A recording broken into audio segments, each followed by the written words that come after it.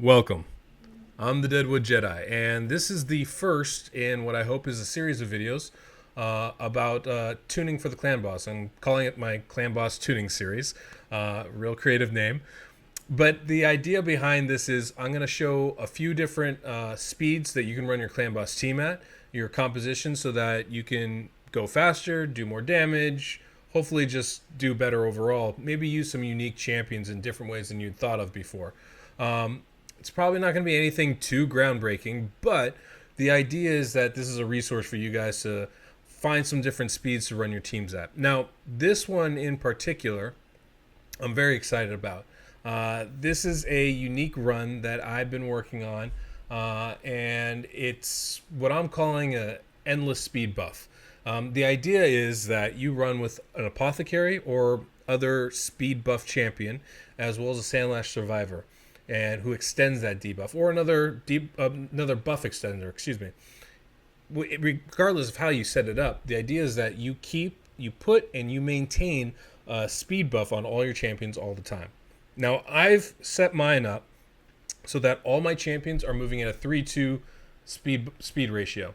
So what that means is that for every 2 turns the clan boss takes, you're going to take 3 turns, each of your champions. So a 3-2 speed ratio for all 5 champions is pretty significant. It's not quite as good as counterattack, but it's half as good. Maybe even 2/3 as good, really, when you think about it. So this is another way for you to speed tune your team, use it without having a counterattack champion in the mix. You can use this with a counterattack champion, and I think it actually would work really, really well. But this is an alternative choice as well. So regardless, I just want to go through it real quick, just pointing out very quickly the speeds of the champions I'm using. So I have Jareg, he's as my lead right now, moving at 232 speed. I also have Steel Skull moving at 229. I have Rosin moving at 178. And then I have Apothecary moving at 227. And I have Sandlash Survivor moving at 197. And with those speeds, I'm able to get to that tune, like I said, where everyone's moving at a 3-2 speed ratio. So it's very finicky, however. You change the speeds on just one champion by 1 point, it can throw everything off. So you do have to be careful. A couple things I have kind of figured out, though.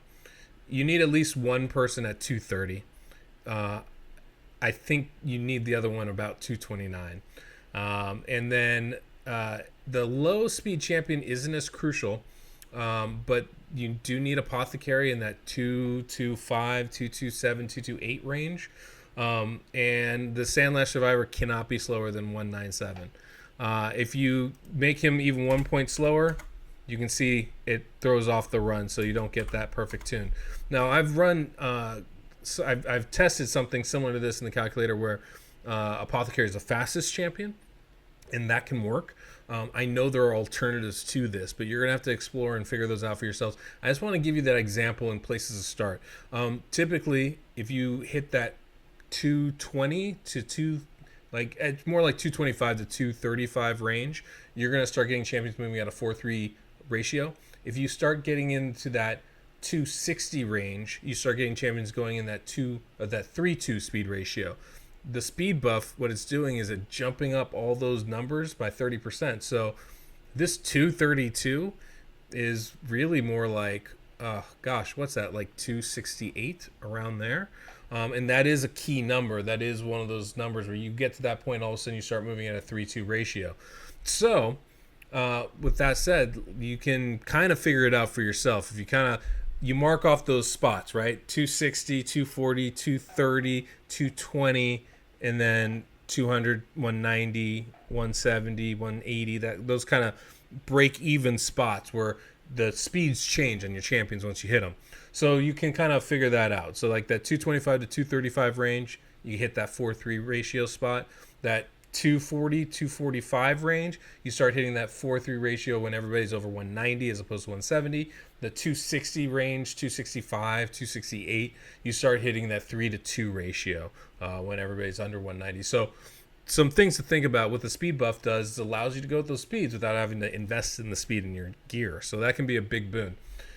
Point is, with this ratio, right around turn 7, you'll see everybody's going pretty fast here.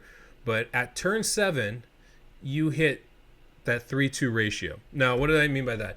I have champion 3, Sandlash Survivor, Apothecary, and my champion 1. So that's Jareg, Rosin, Sandlash Survivor, and Apothecary are all going twice on that same turn. And then the next turn, Steel Skull goes twice, but all those other champions go once. And then the turn after that, it repeats. And you find that cycle right there. And that cycle is going to repeat itself all the way through. There's some caveats, right?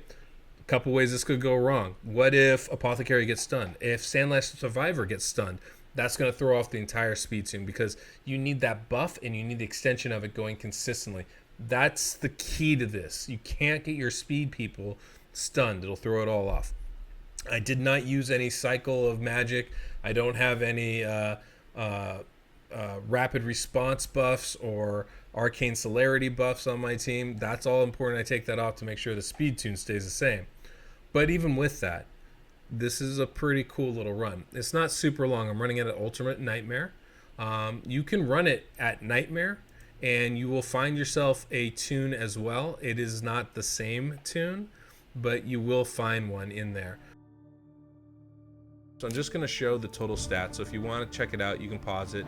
We'll go over it briefly. This is what I usually run Steel Skull at for my Ultimate Nightmare team. Almost 4,000 defense, 229 speed, great accuracy. That's all going to work for Steel Skull there. You got Jareg.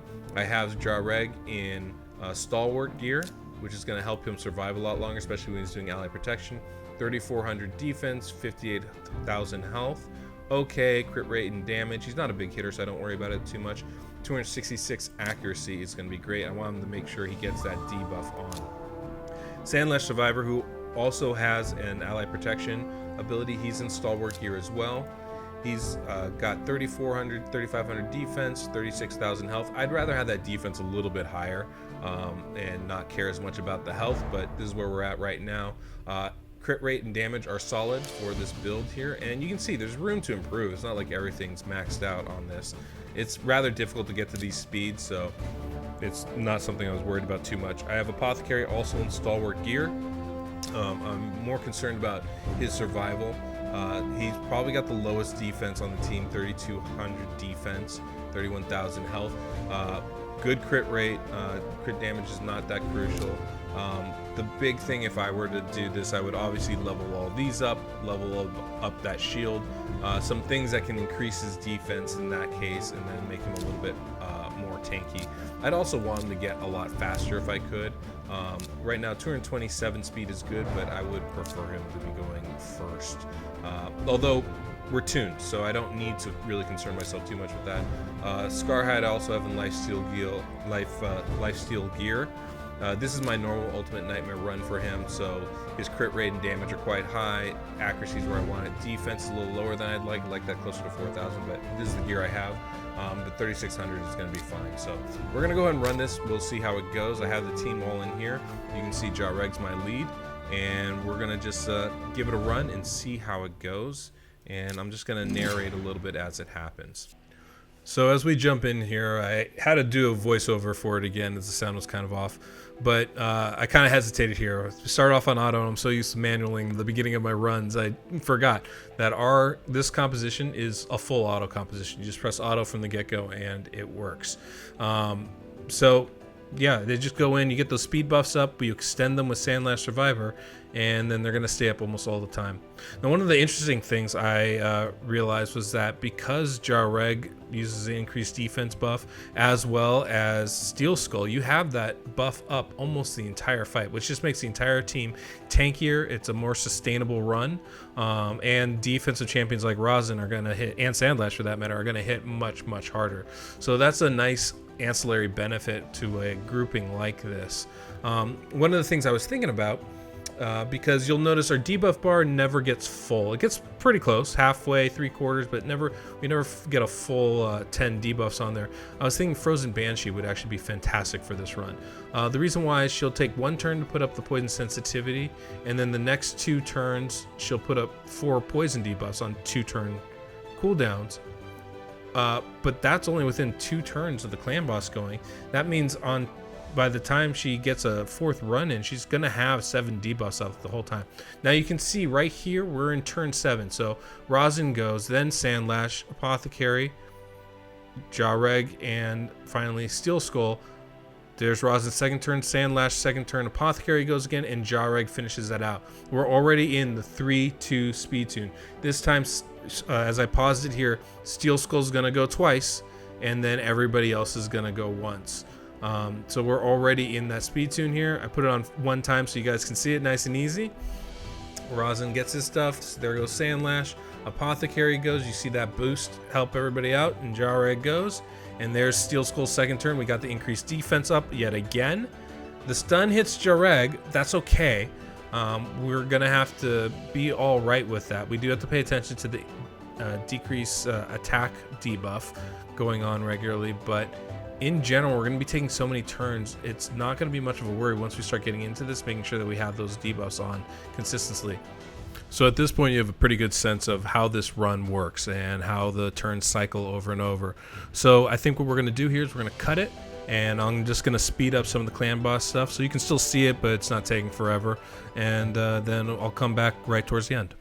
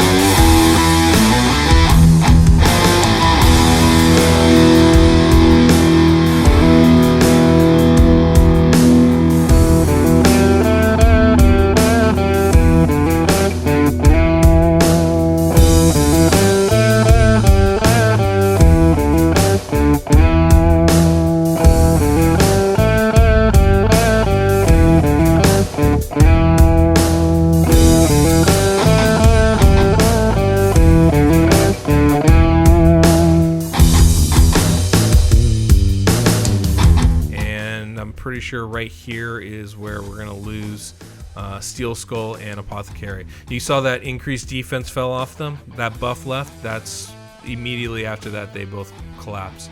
But we're doing pretty good damage wise. We're in that 13 million range right now. I think we're going to end up finishing right around 14 million, which I think easily could be bumped up to 15 or 16 million. And if you could find the right team, get the right champions, you might even be able to do better than that. But honestly, 13, 14 million with essentially no legendary champions. The only one is Rosin, who is a free to play kind of champion. This is a pretty good run. I'm hoping that was helpful for you guys. I found it a really fun and interesting kind of composition. I'd like to, and I probably will play with it a little bit more, silver and gems allowing. But I feel like I wasn't able to make the most of that, but I know the community probably can. There's somebody out there that is going to be a little bit smarter about how to incorporate a permanent speed buff to their team for Clan Boss. So if that was helpful for you guys, if you like that, please subscribe to my YouTube channel, like the video. I do want to point out, if you have a moment, please check out my website that I have on the screen here. I have links to the calculator. There's links to the Excel file behind it if you want to play around with the actual nuts and bolts that make it work. Also, I have a full tutorial series, so if you are not the type to read and understand how something works, I got visuals for you. So hopefully that's helpful. And then there's links down here to my YouTube channel, as well as email if you'd like to get in touch with me that way. So hopefully this was helpful for you guys. I'm looking forward to the next one. I'm probably going to start talking about a 4-3 speed tune, something that I think most raiders end up using at some point or another to help optimize the champions they have. I'm going to be talking a little bit about speed in the game in general in some other videos, since I've gotten a pretty full understanding having worked on my calculator. I figured that's going to be useful for you guys as well. So hopefully this was helpful, and good luck raiding out there. Take down that clan boss and make your clan proud. That said, I'm the Deadwood Jedi. Night.